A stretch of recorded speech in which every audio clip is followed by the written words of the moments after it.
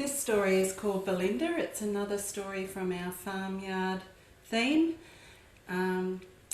Belinda is a cow, as you can see, and the story is written by Pamela Allen.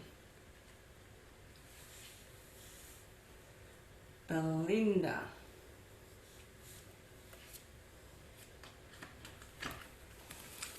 Bessie and old Tom live in the country. Early every morning, old Tom works in his garden. There is always plenty to do. He grows cucumbers and carrots. He grows pumpkins and parsley. He grows beetroot and beans and lots of other vegetables. Early every morning, Bessie milks Belinda the cow. There is always plenty of milk. She gives some to the dog. She gives some to the cat.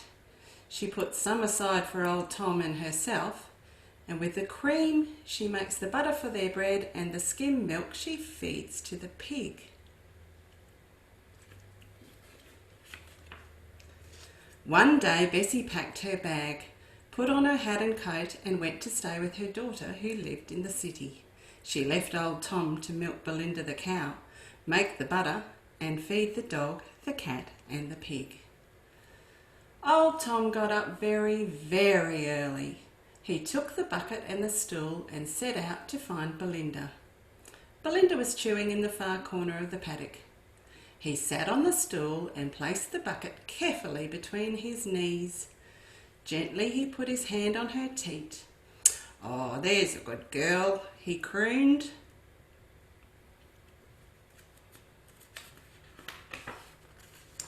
Well, Belinda gave one almighty kick. Old Tom flew high in the air and landed with a thud in the mud. Oh dear, poor old Tom. And Belinda was off, and old Tom was off after her. Around and around they went, mooing and trotting, mooing and trotting. Around and around and around they went, until old Tom was quite out of breath. What was old Tom to do?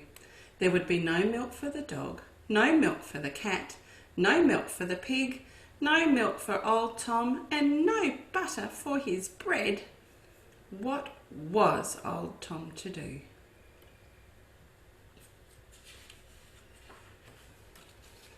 He went to the shed and took a rope from the wall.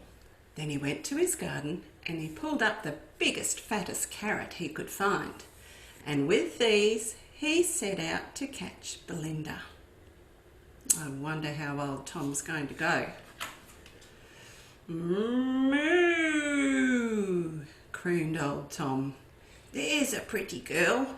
Fat carrot, come to old Tom. There's a good girl." "Moo," answered Belinda as she cautiously, carefully inched towards the carrot.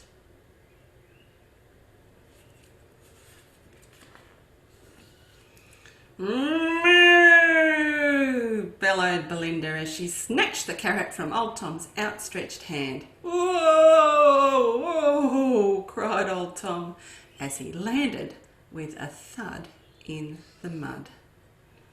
Well, Belinda took off and old Tom took off after her. Around and around they went, mooing and trotting, mooing and trotting. Around and around and around they went, until old Tom was quite out of breath.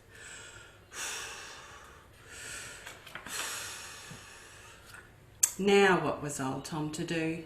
If he couldn't catch Belinda, he couldn't milk Belinda. And if he couldn't milk Belinda, there would be no milk for the dog, no milk for the cat, no milk for the pig, no milk for old Tom, and no butter for his bread. What was old Tom to do? Well, he thought and thought and thought and thought and thought. At last he stood up and strode into the house. I wonder what old Tom's going to do. He took Bessie's pink dress from the wardrobe and put it on. The dress was too big, so he took a pillow from the bed and pulled and pushed and stuffed and shoved until at last the pillow was with him inside the dress. Then he tied Bessie's apron firmly around his middle to hold everything in place. Oh, he looks funny, doesn't he, old Tom? He put on Bessie's big straw hat and he pulled on Bessie's big rubber boots, and in this disguise he set out to milk Belinda. Well, he looks a treat, doesn't he, old Tom? Especially with the beard.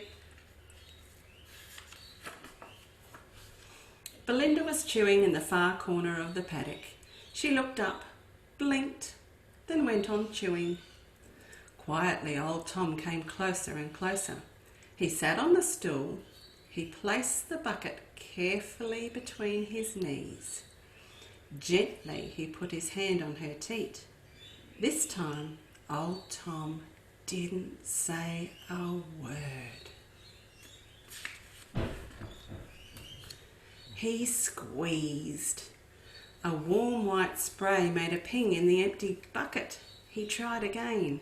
Squirt, squirt, squirt, squirt, squirt, squirt.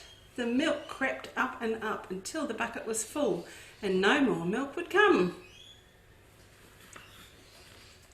Now, there was plenty of milk. There was milk for the dog. There was milk for the cat.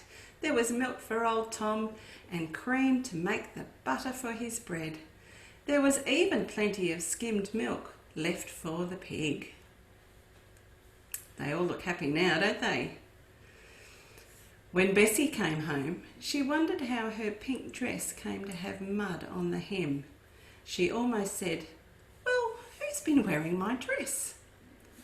But old Tom had been the only one at home, and it couldn't have been old Tom, could it?